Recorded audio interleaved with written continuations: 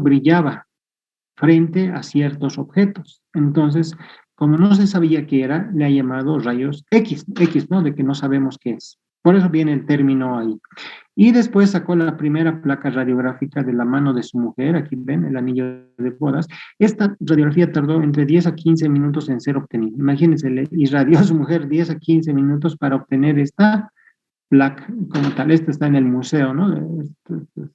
Como siempre pone como la primera imagen radiográfica a nivel mundial. ¿Ok? Entonces, así se creó los rayos X como tal. Ahora, ¿qué son los rayos X? Ahora ya sabemos qué son. Pues son ondas electromagnéticas. Y dentro de todo el espectro electromagnético, los rayos X están a este lado, ¿no? Con un nivel de longitud de onda de -6 hacia abajo, generalmente a -18, -6 a -18 en teoría, ¿no? En la mayoría de los casos. Entonces tenemos rayos X blandos, cosa blanditos para diagnóstico, y los duros, que son los más fuertes, que se utilizan para tratamiento. Entonces, ¿qué son los rayos X? Ondas electromagnéticas. Este es un equipo de rayos X, ¿sí? Han visto. Y aquí pues tenemos que la consola, que puede ser grande o pequeña, donde ponemos el tiempo, la distancia y todo lo que queramos, el kilovoltaje que vamos a irradiar al paciente. Aquí está la mesa donde se echa el paciente, aquí está el baquimural donde sacamos las placas de parado y acá tenemos el tubo de rayos X. Esta es la parte más importante porque aquí dentro se encuentra el tubo al vacío, que es esto que ven acá en esta esquina, es un tubo al vacío. Ven, aquí tenemos el cátodo y aquí como si fuera un plato, el ánodo, ¿sí? En el cátodo se encuentra un filamento de tungsteno en esta parte que al calentarse emite electrones, ¿sí? Y estos son los que van a provocar la radiación como tal al chocar con el ánodo. Entonces, esquemáticamente es así. Aquí tenemos el cátodo y aquí está el filamento de tungsteno, habíamos dicho. Este se calienta y emite electrones, muchos electrones. Estos electrones van y chocan con el ánodo, ¿ven? Chocan y así es como se generan los rayos X, mediante dos tipos de radiación que se llama radiación característica y sobre todo la radiación de frenado.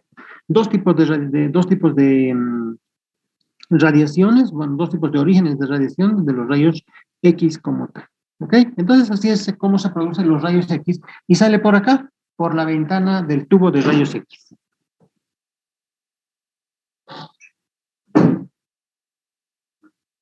¿Ya? Entonces, ya pues, entonces tenemos esto, que es el cátodo, no se olviden, emite electrones, choca con el ánodo y forman los rayos X. Así de facilito es la generación como tal, ¿no? Obviamente, eso es la parte de física que no vamos a tocar, ¿no? Si fueran mis alumnos de física, porque doy clases también a física, estaríamos viendo solamente esta parte como 2 o 3 clases, solamente de esta generación. Pero bueno, vámonos a las propiedades de los rayos X. Las propiedades de los rayos X son estas 5 básicas que tenemos. El efecto de penetración, o sea, penetra lo que sea los rayos X. La luminiscencia, que tiene dos tipos, fluorescencia o fosforescencia, dependiendo de cuál sustancia, brilla al ser irradiado o permanece brillando después de ser irradiado. ¿Ya? El efecto fotográfico, donde los rayos X provocan ennegrecen la emulsión fotográfica de la placa radiográfica. Y sobre todo esas dos cosas, el efecto ionizante y el efecto biológico. El efecto ionizante es importantísimo porque es el que va a ionizar los gases. ¿Qué es el efecto ionizante? Que ustedes saben que tenemos un átomo, un núcleo y alrededor las órbitas donde están los electrones. ¿Qué hace los rayos X? Expulsan un electrón del átomo, de la órbita, lo expulsa, ¿no? Y este átomo ha perdido un electrón, por lo tanto, tiene una carga eléctrica positiva, porque ha perdido un electrón que es negativo. Y el electrón que se ha desprendido tiene carga eléctrica negativa. Entonces forma dos átomos, el átomo que ha perdido el electrón y el electrón solitario. Son dos átomos que se han formado y a eso le llamamos el par iónico. Y ese es precisamente el efecto de ionización que tenemos acá. Este es el efecto ionizante, es el que va a producir a la larga los efectos biológicos propios como tal, ¿ya? Y obviamente los efectos biológicos, que son la parte que nos interesa como médicos, ¿no? Se pueden clasificar de diferentes formas, pueden afectar sistémico, local, a ver, vamos a ver, están durmiendo. ¿Giselle? ¿Giselle o Giselle? Giselle, doctor. Giselle, ¿qué es sistémico? ¿Sabes? Si te digo efecto sistémico. ¿Qué te viene a la mesa, a la mente? En, no sabría cómo decirle, doctor. Sistémico es todo, o sea, que te afecta todo. O efecto local, que es solamente te afecta esa partecita, ¿ya? Para que me entiendan. Sistémico es todo y local es solamente esa parte, ¿ok? Y obviamente las lesiones genéticas, que es donde más importancia le dan en la parte de la parte médica, la parte de afuera, etcétera, ¿no? Porque dicen, a rayos X, cuidado, te vas a quedar sí, estéril, ¿no? Te vas a quedar, no se puede tener hijos, etc. Esto, sin embargo, son lesiones que no son tan así ciertas. La verdad es que todavía sí existe, obviamente, pero no se ha demostrado realmente su campo de mutación que podría tener. Eso se está investigando ahora por la explosión de Chernobyl, ¿no ves, chicos? Entonces, en Chernobyl, como ha explotado, ha habido una catástrofe nuclear, los sobrevivientes se han irradiado y se esperan que ellos, o sea, los nietos de los sobrevivientes, sean los que tengan algún efecto de mutación. Entonces, se está esperando precisamente que esos señores, bueno, esas personas, vean qué tipo de alteraciones van a tener sus nietos. Eso es lo que se está esperando, ¿no? Luego, hay dos tipos de efectos. El probabilístico, que se llama al azar, o sea, es al azar, y el determinístico que dice que mientras más dosis doy, más daño voy a ocasionar. Entonces, dos cosas. Por ejemplo, si irradio a toditos ustedes, les irradio, uno de ustedes va a generar cáncer. ¿Quién? Eso nadie lo sabe. Es por eso se llama probabilístico.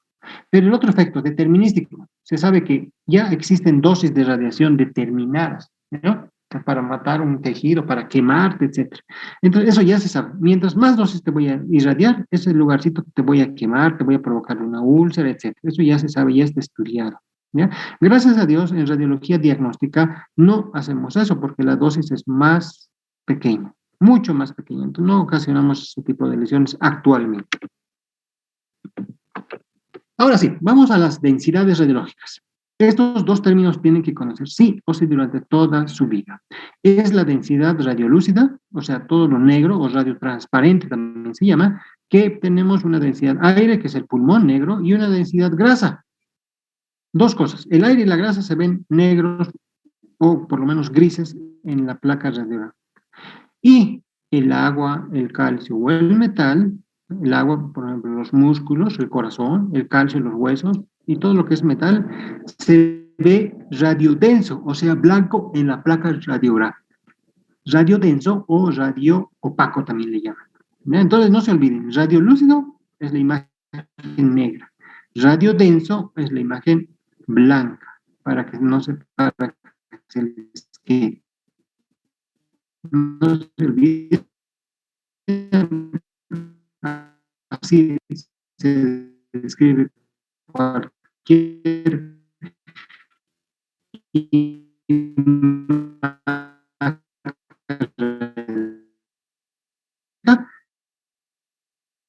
pongan radiolúcido o radio.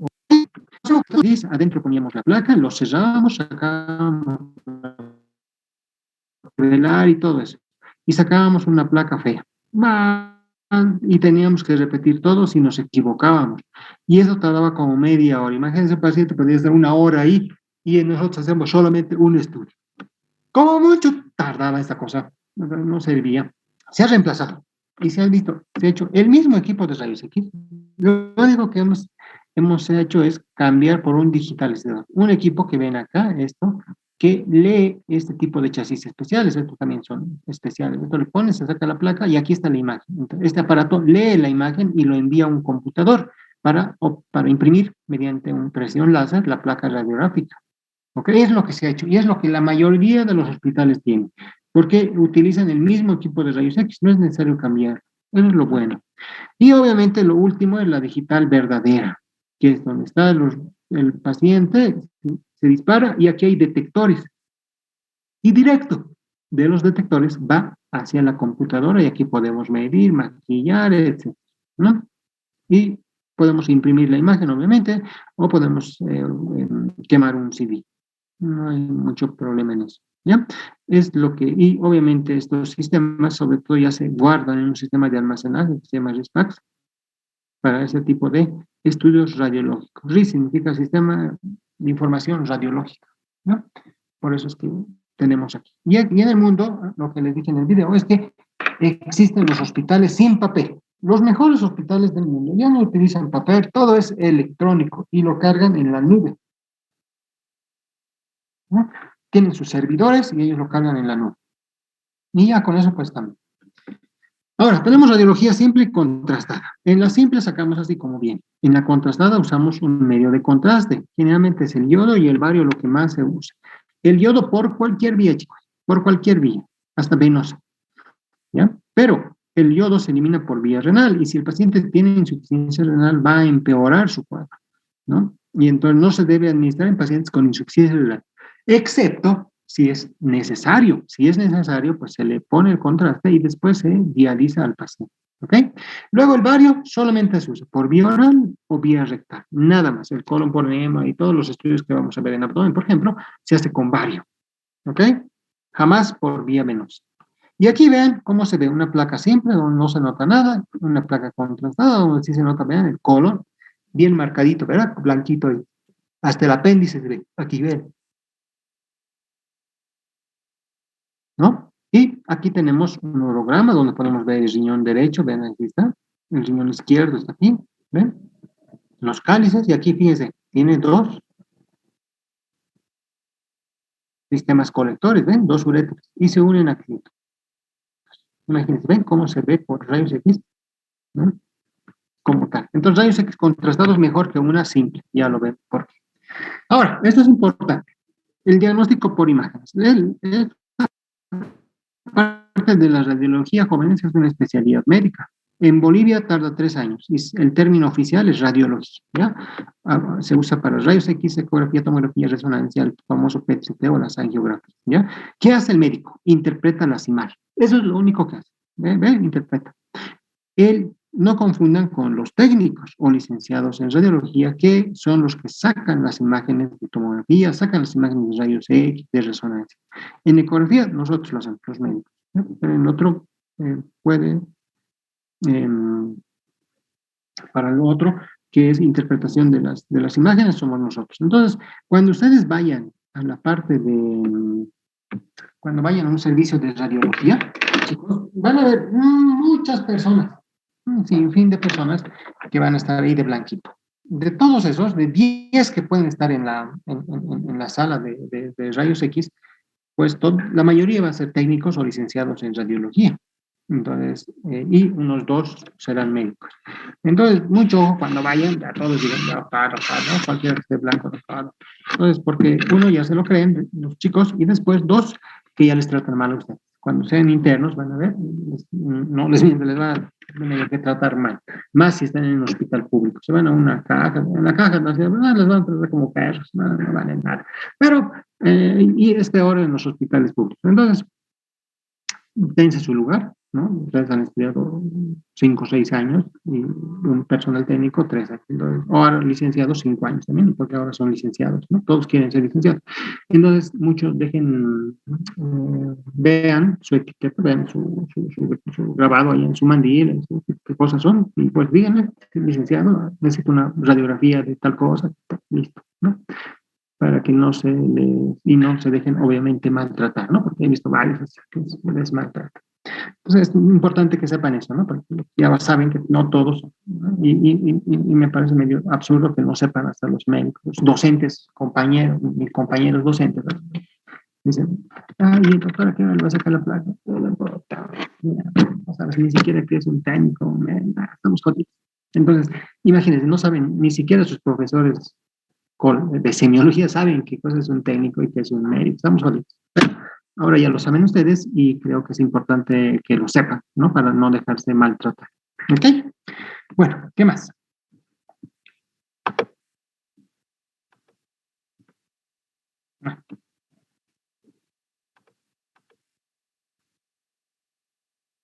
Hasta aquí, chicos. ¿Alguna pregunta, alguna duda, algún comentario? Todo lo que es rayos X como modalidad de imagen.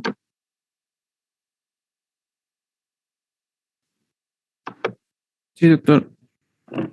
¿Qué tan peligrosa es la exposición para los médicos? O sea, cada vez que sacan. No, Alexander, hemos dicho, nosotros no sacamos rayos X, los saca el técnico. Nosotros interpretamos la imagen. Ahora, ¿qué tan peligroso es para el técnico o para el paciente sacar placas? Pues no hay, actualmente ya no implica peligro, porque la dosis de radiación actualmente es muy poca. Y ya se sabe en protección radiológica cuánto de dosis puede tener cada placa. Por ejemplo, sacar una plaquita equivale a 0.03 de sacar una tomografía, por ejemplo. Es más peligroso sacar una tomografía que sacar una plaquita. La dosis de placa es muy baja, ¿no? Muy baja. No, no te preocupes en cuanto, no hay otro lado, ya no trabaja con rayos X. Ahora, como ya se ha examinado más todo, ya no se le da. O sea, estás embarazada, perfecto. Toma, ponte tu mandil plomado y trabaja. Entonces, ya no es como antes en cuanto a no estaba bien estudiado y no se sabía mucho. Actualmente ya se tiene el dosis, ya se tiene todo eso bien estudiado para no permitir que se hagan daño los pacientes y obviamente el personal que trabaja en las instituciones. No, no te preocupes, es muy poca, Alexa, no va a provocar daño. Sí, doctor, gracias.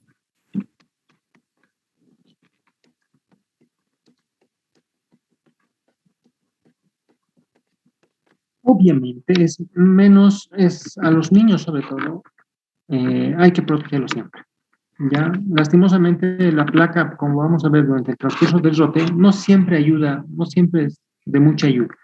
Bueno, sí es de mucha ayuda, pero no siempre te da el diagnóstico. Y ahí van las tomografías. Es muy perjudicial sacarle a un niño una tomografía, o sea, tiene que estar completamente justificado para sacarlo, porque le estamos irradiando a un niño.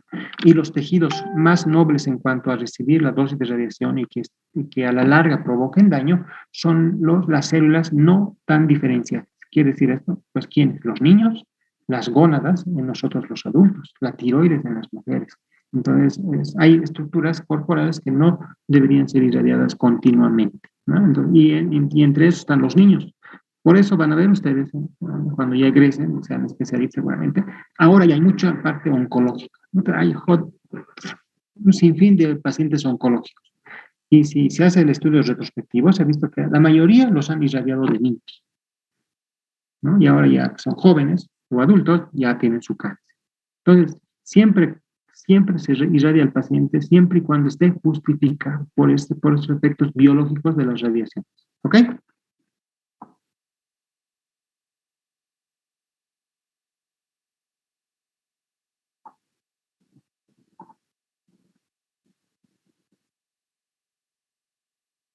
Nada más, entonces no se olviden los equipos de rayos X, yo creo que no lo he repasado, ¿no? Pero tenemos los antiguitos, que hay en provincia todavía existen unos cuantos, el equipo digitalizado, que es donde han comprado el digitalizador, es la mayoría lo que tienen, y los digitales, que son muy poquitos. Generalmente los grandes hospitales son los que tienen ese tipo de estudios, equipos, porque cuesta, ¿no? Cuesta esos equipos digitales. ¿Ok?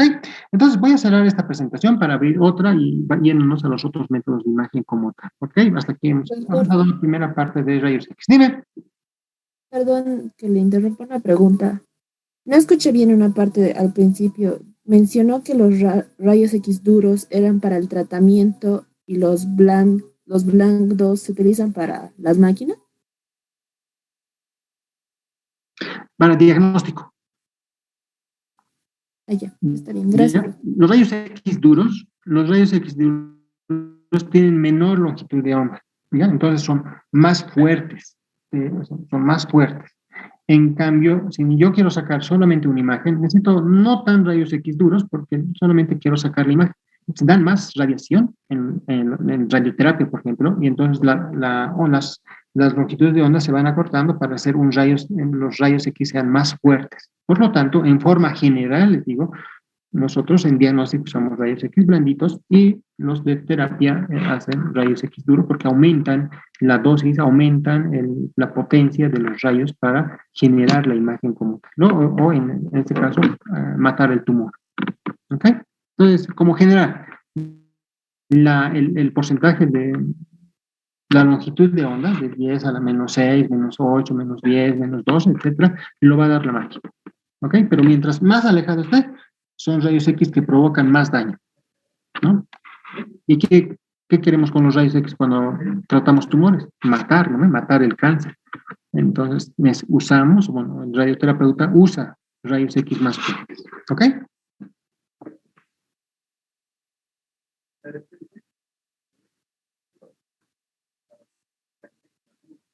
Bueno, entonces cierro esto y nos vemos en 2 minutos, chicos. Recordings. Ok, entonces vamos a continuar. Ahora vamos a ver los otros métodos de imagen, que es la ecografía, la tomografía y la resonancia magnética. ¿Qué es la ecografía o también llamado ultrasonido? Es un método de diagnóstico que se basa pues, en los ecos, ¿no? Como tal. Nosotros como seres humanos tenemos un sonido audible entre 20 Hz y 20 kHz. Todo lo que esté por encima de 20 kHz se llama ultrasonido. Nosotros en el campo de diagnóstico usamos entre 2 y 24 MHz cuando hacemos estudios de ecografía. Se puede aumentar esto, 20, 30, en época para hacer, por ejemplo, terapia. Ustedes van a ver cuando hay un fisioterapeuta, etcétera, dicen, vamos a hacer este con ultrasonido parental, etcétera. Y usan más megas acá. Pueden llegar 30 megas o más para hacer la parte de terapéutica. El ultrasonido, se dice, si leen, no tiene efectos adversos, no tiene nada de efectos adversos, pero tiene 2 efectos mecánicos que produce en el cuerpo. Uno es el calentamiento y 2, la formación de microburbujas. Entonces, utiliza precisamente el primero, el efecto de calentamiento, para la parte de fisioterapia. Si ustedes han ido alguna vez a fisioterapia, les ha debido tocar, probablemente uno le han puesto algún ultrasonido ahí para hacer ultrasonido terapéutico, ¿no? Para tendinitis, para algún trauma, para ese tipo de cosas se utiliza este tipo de tecnología en ecografía, pero con un mayor rango de frecuencia, más de 24 generalmente. Nosotros usamos, como les digo, entre 2 y 20, entre 2 y 24 megahertz como tal. ¿Sí? ¿Y en qué se basa? En esto, en el eco. Entonces, el equipo de ecografía emite ultrasonidos y estos atraviesan el cuerpo. Atraviesan, rebotan, atraviesan, rebotan, atraviesan, rebotan y al final nos da una imagen. Todo lo que rebota llega al computador y nos da la imagen ecográfica. Aquí, por ejemplo, tenemos el hígado y esta forma sacular negra es la vesícula. ¿Cómo hace el ecógrafo esto? A través de los llamados transductores. Los transductores son varios, aquí ven 4 básicos, este por ejemplo es el convexo, este es el plano o lineal, el endocavitario como si fuera un dedo, el sectorial en forma de lápiz. Cada uno sirve para determinada cosa. Por ejemplo, este es el que más se usa, el convexo, porque es todo el abdomen, gineco, obstetricio, pero todo usa esto. El lineal es para estructuras superficiales, por ejemplo, mama en la mujer o testículos en el varón, ¿no? El endocavitario es para hacer ecografías transvaginales en la mujer o transrectales en el varón. El sectorial es para el corazón, se ve muy bien con el sectorial. Entonces tenemos varios tipos de transductores, cada uno con sus determinados usos. En ecografía tenemos 3 términos, chicos. Hiperecogénico, que es blanco, hipoecogénico, que es gris, y el anecogénico, que es negro. Aquí tenemos un ejemplo, ven, hipoecogénico gris, anecogénico negro y el hiperecogénico, que son los cálculos biliares. ¿Ya? Es la misma vesícula con cálculos acá. Luego tenemos la ecografía Doppler. Van a escuchar Doppler. ¿Para qué se usa el Doppler? Para ver qué es lo que se mueve en el cuerpo. Y lo que se mueve en el cuerpo es la sangre. Por lo tanto, nos sirve para determinar el flujo sanguíneo en los vasos, ¿no? Arteriales y venosos. ¿Ven cómo se ve? Rojito generalmente las arterias y azul las venas, ¿no? Este es el callado de la carótida, ¿no? Como la carótida común, carótida interna, carótida externa. Pero aquí solo vemos el vaso, como ven, es la carótida y punto. Pero necesitamos conocer velocidades, tiempos, etcétera, y eso se puede hacer mediante ya el Doppler pulsado, se llama. Aquí colocas un puntito y ya el equipo te da, ¿no? Esto es sístole, diástole, sístole, diástole, sístole, diástole, como para hacer y sacar cuantificaciones de las medidas que necesitemos, ¿no? Luego, ¿quién no ha escuchado hablar de esto? Ecografía volumétrica, el famoso 3D. ¿Qué es el 3D? Es una foto volumétrica, o sea, de volumen. Luego hay el 4D. Entonces, es el mismo 3D, nada más que con movimientos, o sea, se puede mover el niño. ahí, ¿no? En el equipo. Eso se graba y eso ya le llaman como 4D. ¿Alguien de ustedes ha escuchado el 5D, el 5D?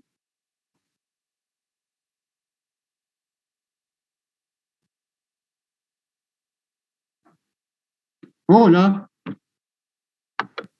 No, doctor. No, ¿Me escuchan? Sí, doctor. Sí, doctor, usted escucha. ok. Yo una vez, doctor. Una vez, se escucha, hay mucho marketing, todo en el Face, todo sale, alguno de tus docentes después va a salir, el 5D. La verdad es que no existe 5D, la quinta dimensión hasta ahora no existe. Entonces, ¿cuál es el 5D que hacen propaganda? Es una imagen, se llama HD Live, es una imagen 4D mejorada, o sea que es la resolución de esta ecografía volumétrica es mucho mayor a las ecografías previas, a este tipo de estudios de 3D o 4D. Entonces, no existe 5D, pues netamente marketing, pero es como un 4D mejorado, ¿no? De mejor calidad, nada más. Pero ustedes ya como médicos saben que no existe realmente el famoso 5D. Se usa mucho en obstetricia para ver las caras de los bebés. La verdad es que no sirve casi para nada, perdón, pero es la verdad, no sirve. De hecho, vienen personas, mujeres, dicen, me he hecho el 5D, doctor, y me han detectado que tengo mi riñoncito, el riñoncito de bebé está dilatado, me han detectado que tengo un quito, que está dilatado, esta cosa, etcétera. Y eso es pura mamada. La verdad es que el 5D o el 4D no, te genera esto, la imagen, nada más. El diagnóstico se hace con la ecografía normal. La ecografía normal es la que te hace el diagnóstico y para presentarlo con forma bonita, pues haces el 4 o el 5D o el 3D, como quieras llamarlo. ¿Ya? Siempre se hace en ecografía obstétrica, aunque se puede hacer el 4D, por ejemplo, de tu vesícula, de tu riñón, del útero y así. Se puede hacer de todo. Entonces no siempre es exclusivo de gineco-obstetricia. ¿Ya? Se puede hacer de cualquier órgano, pero siempre y cuando, obviamente, justificado, ¿no? Y les dije, esto 3D, 4D, 5D no hace diagnóstico, hace la ecografía normal. El 5D es como para satisfacer la necesidad de ego de los padres, nada más.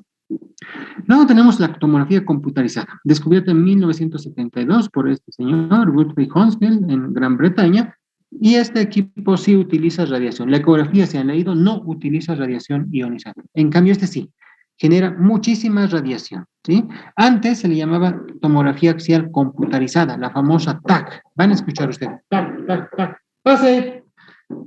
¿No? Y este es el equipo de tomografía, como tal. Hola, buen día. Entonces, este es el gantry, ¿no? Ya les mostré, ¿no? En el video. Este es el gantry, la mesa, y aquí entra el paciente y sale. ¿Ya? Aquí está la estación de trabajo donde vamos a ver las imágenes como tal, ¿no? Y aquí, para que vean ustedes, les pasé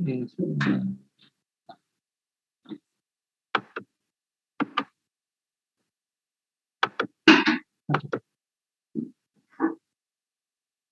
En el lado izquierdo, cómo ve un paciente antes de hacerse su tomografía. Y en el lado derecho, cómo se ve el tomógrafo por dentro.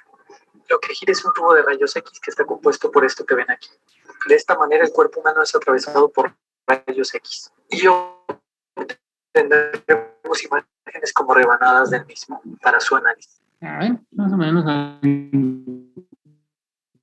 Pero le siguen poniendo TAC, cuando en realidad no es. Esta era la TAC, chicos.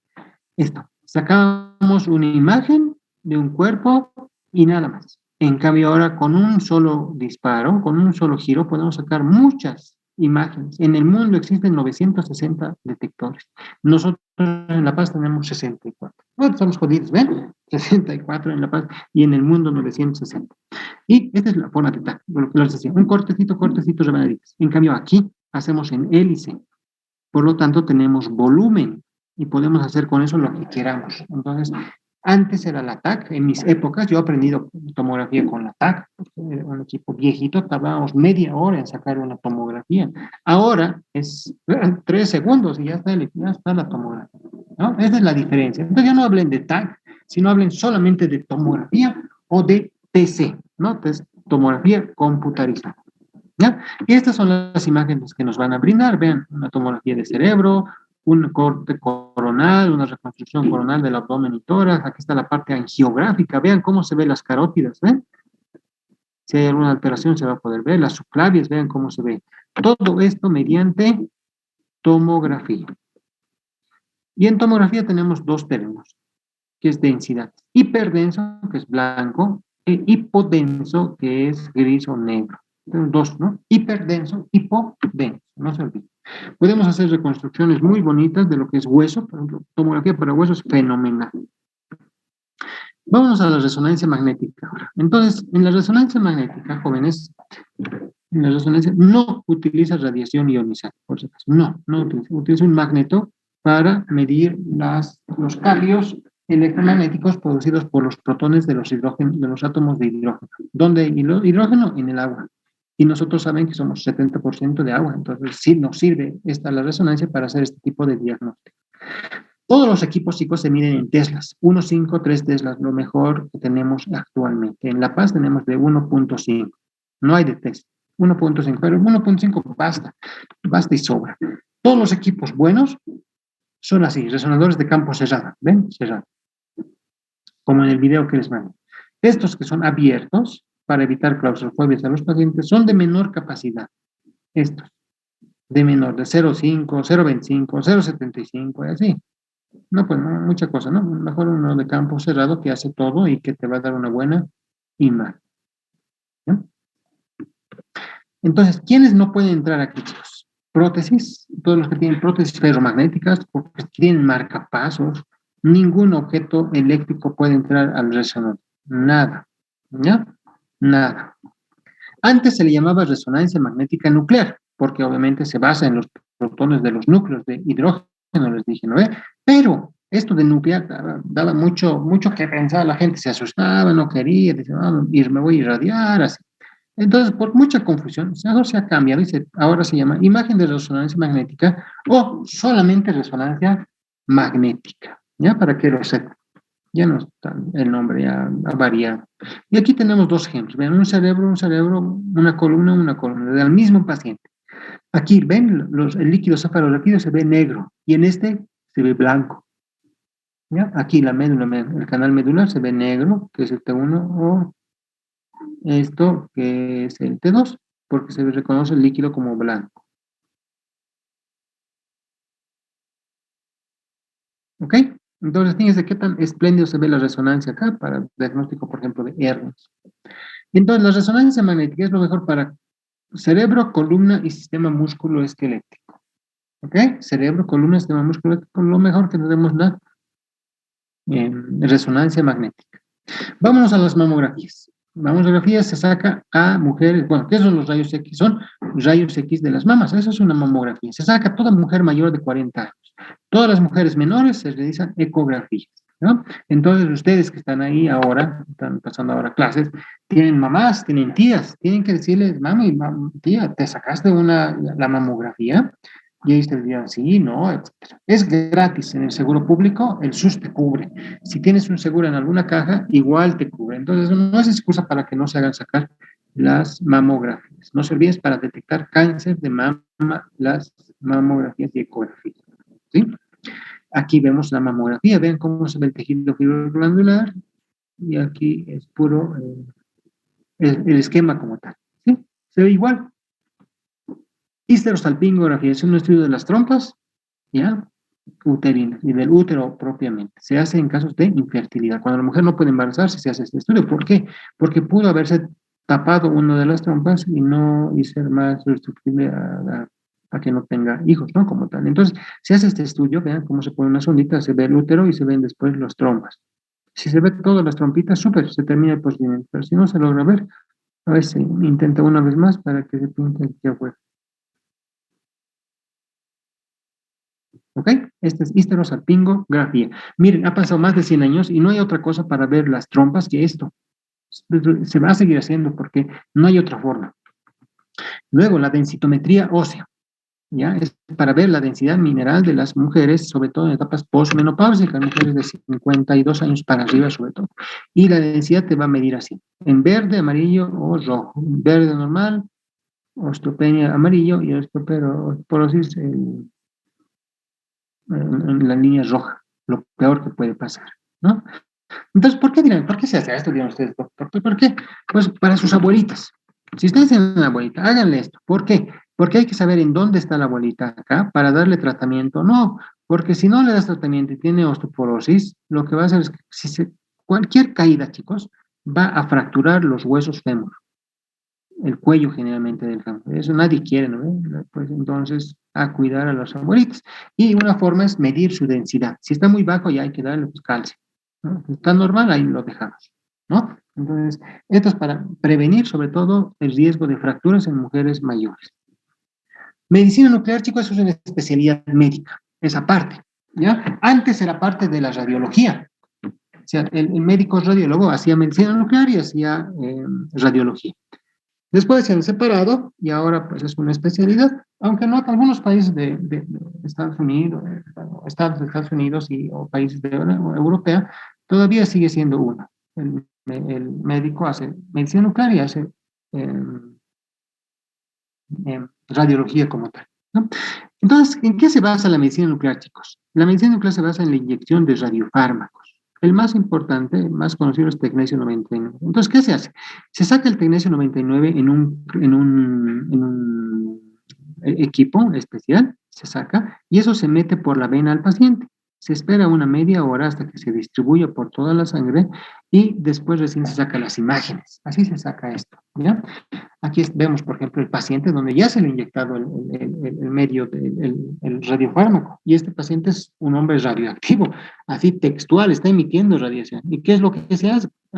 Pues aquí está la gamma cámara, y la gamma cámara lo único que hace es captar la radiación que emite el paciente. Nada más. ¿Ya? Y las imágenes que nos van a dar son estas, abstractas, ¿ven? Pulmones, aquí está cerebro, no se nota bien, ¿ven? No se nota. Entonces, ¿qué es lo que han hecho? Han dicho, bueno, medicina nuclear aquí arriba, pues está muy bueno para metabolismo, pero no sirve para anatomía. Y la tomografía es muy buena para anatomía, pero no sirve para nada para metabolismo. Entonces, ¿qué han hecho? Han unido lo que es medicina nuclear con tomografía para formar el famoso PET-CT. ¿Han escuchado esto en las propagandas del gobierno?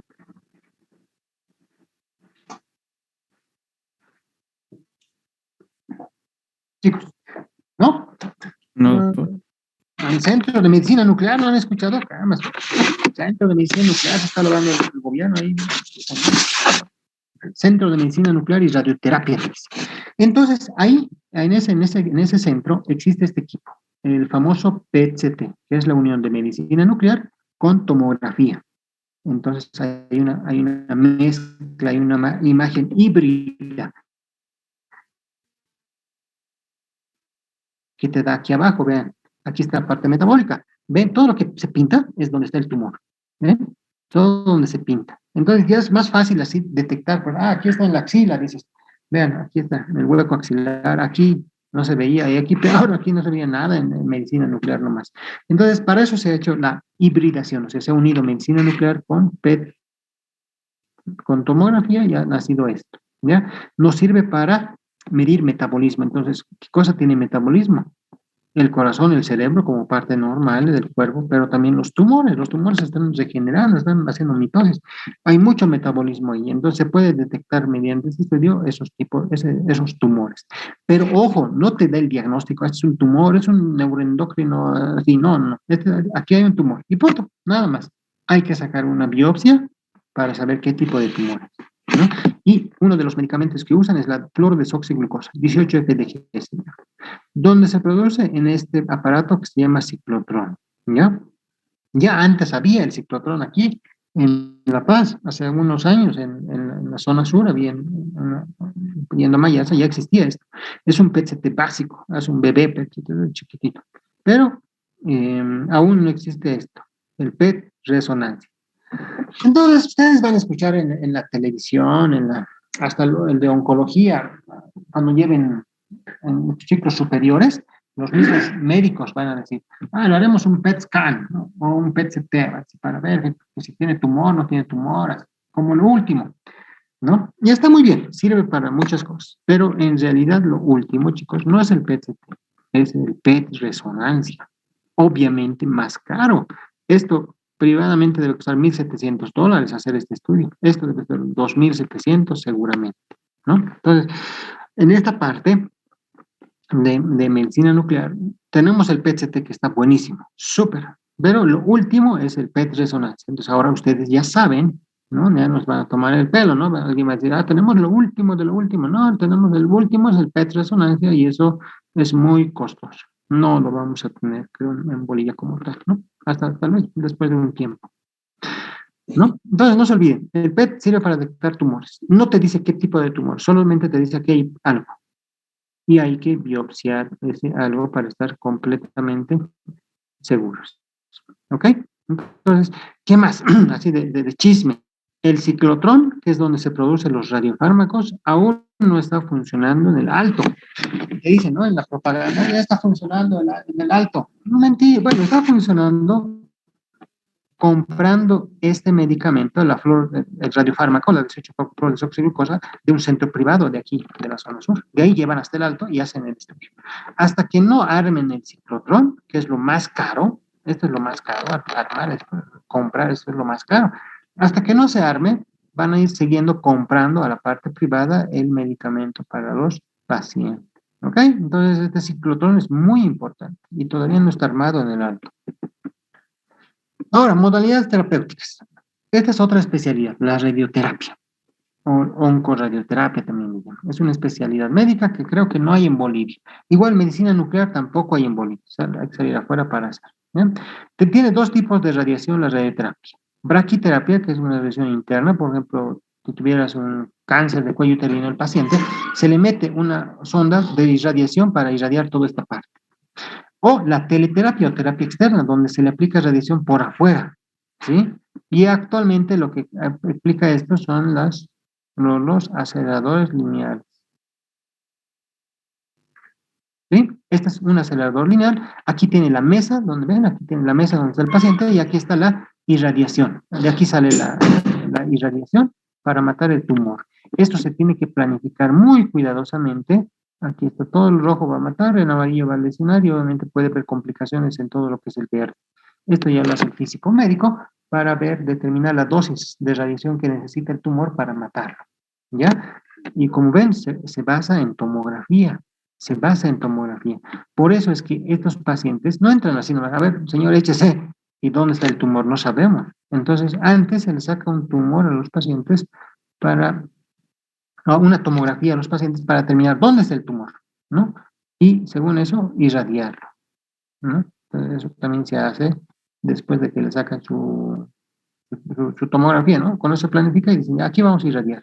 Porque ponte, este tumorcito debe ver 5 centímetros. Un poquito que te pases a la derecha, ya fuiste, porque en el lado izquierdo vas a provocar más daño, ¿no? Entonces, esto de los radioterapias se tarda porque tienen que planificar, tienen que hacer seguimiento, etcétera. ¿Ok? La radiología intervencionista, lo que hacemos nosotros, los intervencionistas en esta parte, ¿no? Hacemos todo esto, biopsias, bloqueos, drenajes. Vean, antes se tenía que operar para sacar una biopsia. Actualmente no, vean cómo metemos una aguja por vía tomográfica, atravesamos el pulmón y llegamos a su nódulo. ¿No? Acá igual, entonces ya no se opera. Luego se puede, fue un paciente, ¿no? Que tuve en el hospital del niño, cuando fui un rato fui jefe de imagen en el hospital del niño, y este niño vino, el Dylan, vino con su absceso hepático, vean, y los de cirugía no querían operarlo porque estaba inestable. Entonces dijimos, ya bueno, si puede comprarse el catéter, que se compre y le colocamos. Y miren cómo estaba el absceso, y ahora vean cómo está, con el catéter aquí ya puesto, ya no hay nada. ¿Lo ven? Entonces ya el niño ya no necesita operarse.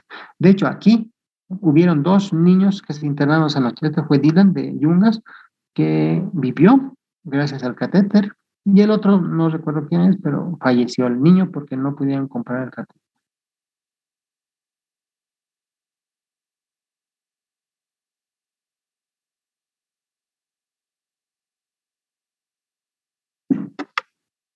Ya. Entonces, luego tenemos ablación de tumores. Esto es importante. ¿Qué es ablación de tumores? Quemar un tumor, destruirlo. ¿Y cómo lo hacemos? Mediante una aguja. Metemos una aguja que se abre como paragüitas y capta todo el tumor. Y aquí empieza a calentar esto. Se calienta, aquí ven, empieza a salir burbujas por la calefacción.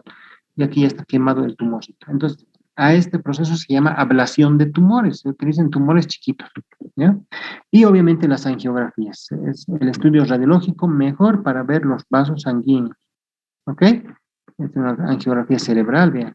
Una vez que estemos dentro del vaso, podemos hacer varias cosas. Primero, embolizar, o sea, tapar el vaso, destapar el vaso o colocar algunas prótesis. Aquí, por ejemplo, podemos ver una tumoración miomatosa donde el paciente está con un tumor. ¿Qué es lo que hacemos? Llegamos a la arteria y después le tapamos la arteria con ciertas partículas, le tapamos. Entonces el tumor ya no tiene sangre para ser irrigado y ya no puede crecer tanto. Ese es el principio de la embolización. Podemos embolizar aneurismas, por ejemplo, de aorta, se puede, no, perdón, aneurismas cerebrales se puede embolizar. ¿Ven? Ahí se meten los coils que se llaman y ahí, no, ahí dejamos y ya vean cómo se va. Ya no necesita operarse. Obviamente cuesta más caro que una operación por el material que usamos, ¿no? Luego podemos colocar prótesis. Vean, aquí tenemos un aneurisma de aorta abdominal. Y ahí está el proceso, cómo hemos colocado la prótesis. Y ahí está. ¿Sí? Entonces se puede colocar este tipo de prótesis para este tipo de pacientes. De hecho, yo tengo a mi mamá que tiene aneurisma de aorta, pero estoy esperando que crezca un poquito más y me la llevo para que mi maestra le coloque la prótesis esta, como tal. No operar, porque yo ya sé que todos los que se operan de aneurisma, casi todos mueren. Es como ya sé eso, pues ¿para qué, no? ¿Para qué voy a hacer operar? Mejor hacer esta parte de prótesis. Se ha reparado la aorta por dentro para tener un mejor calidad, ¿no? Y pues hasta aquí, muchas gracias por su atención. ¿Tienen alguna consulta, pregunta, duda, chisme, comentario? No sé, alguna cosa.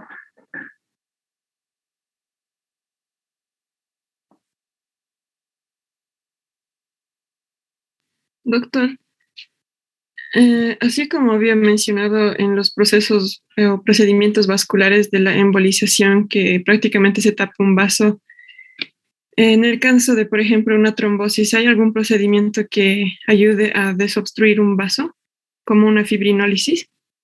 Sí, se usan las fibrinólisis directas o indirectas, fibrinólisis mecánicas o farmacológicas.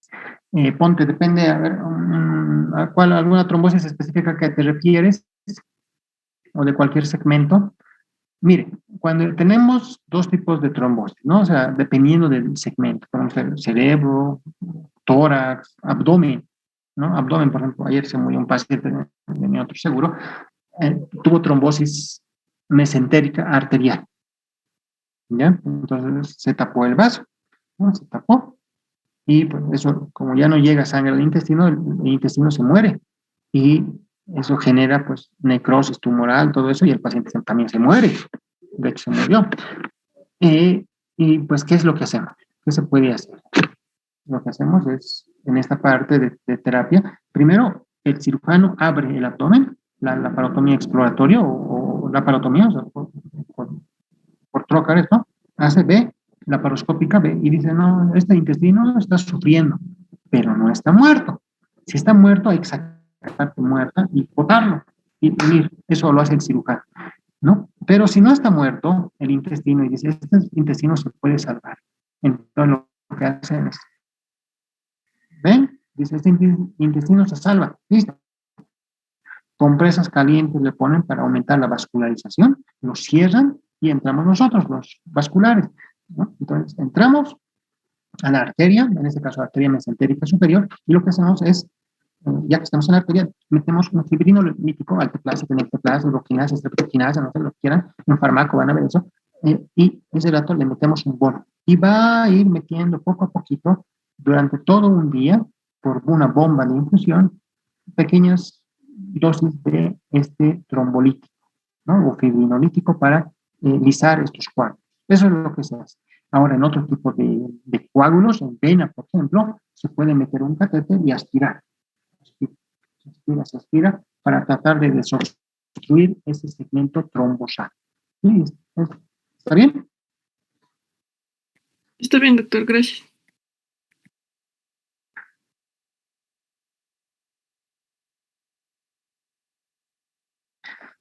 ¿Ninguna pregunta más, chicos?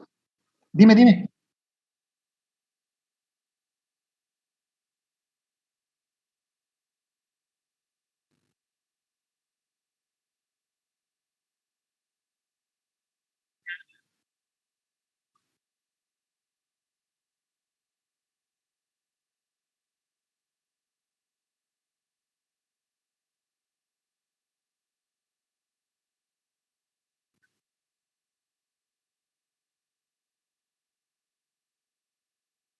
Ya, eso vamos a, bueno, el yodo radioactivo se da precisamente para matar el tejido tiroideo que está mal. Se utilizan dos tipos. Primero en cáncer, en cáncer cuando se lo opera y luego se le da yodo para tratar de matar algún tejido que ha quedado todavía. Uno. Y dos, cuando hay una enfermedad tiroidea difusa, las tiroiditis de Hashimoto, enfermedad de Graves, esas cosas, las tiroiditis, hacen que la glándula crezca mucho, mucho. Entonces se le da cierta dosis de radiación del yodo radioactivo para quemar la glándula y que sea más pequeña, porque muy grande pues no es estético. Entonces se le da a veces pocas dosis para disminuir ese tejido como tal. Eso hace el yodo radioactivo. Ahora, eso pero se planifica muy bien, o sea, no es cualquiera, se ve cuánto de dosis se le va a dar, qué día, la hora, etc. Y no se olviden, ¿qué les dije cuando hablamos de medicina nuclear? Les dije, se pone el radiofármaco y el paciente es un hombre radioactivo, les dije, ¿recuerdan? Está brillando, está irradiando el paciente. Y ese paciente va a estar así por un periodo de tiempo. No es que para siempre va a estar, no. Tiene un periodo de vida determinado y eso se le dice antes de administrarle, señor, este medicamento es radioactivo, usted va a estar con radiación 1 hora, 2 horas, 3 horas. Y así va a ir bajando poco a poco hasta que ya no quedar nada. Eso es lo que pasa. Y sí, es cierto, cuando se le administra yodo radioactivo, por lo menos unos 3 días va a estar ahí aislado, ¿no? Porque el paciente, para que no se estrese, no todo, porque podría generar otro efecto secundario. ¿Sí? Entonces, sí es cierto, es un hombre radioactivo, pero no es por siempre. Eso va a ir disminuyendo poco a poco a medida que avanza la edad. No, pero avanzan los días.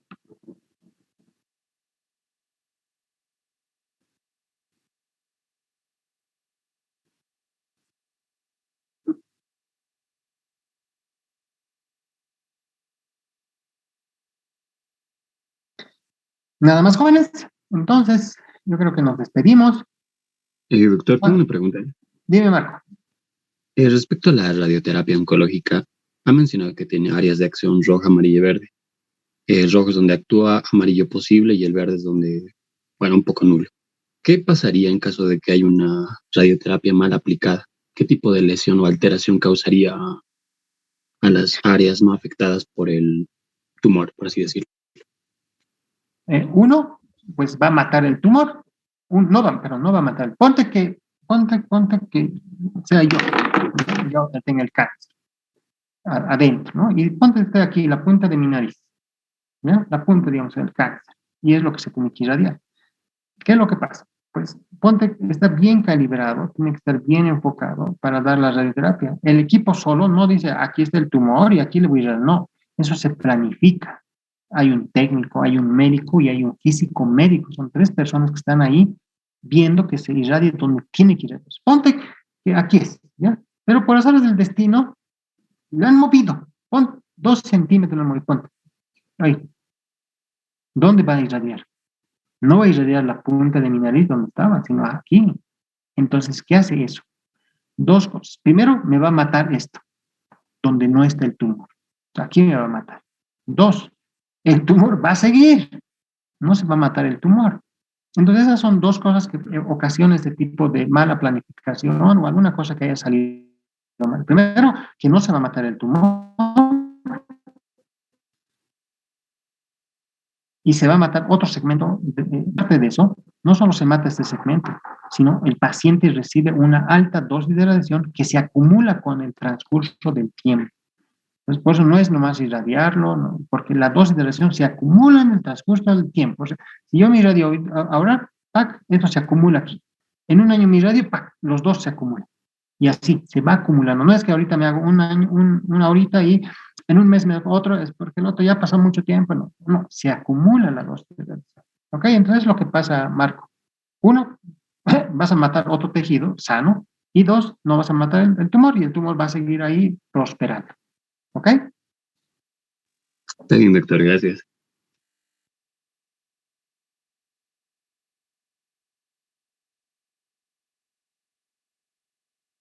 Por eso esa parte de radioterapia es muy compleja, muy bonita. Yo doy clase a los físicos médicos, ¿no? Y muy bonita esa parte.